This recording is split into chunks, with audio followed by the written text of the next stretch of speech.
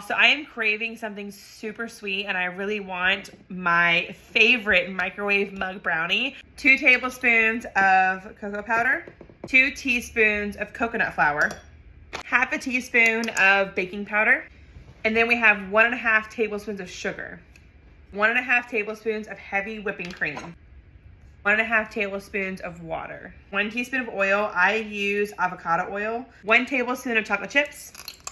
So we're gonna take our protein powder, okay? I'm only gonna use half. I'm not gonna use the full thing because I don't want too much. You want it to look like this.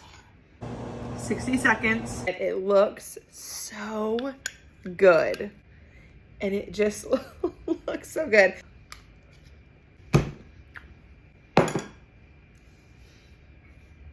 Do you wanna try it? Is it good? Is it good? Mom. It's not bad.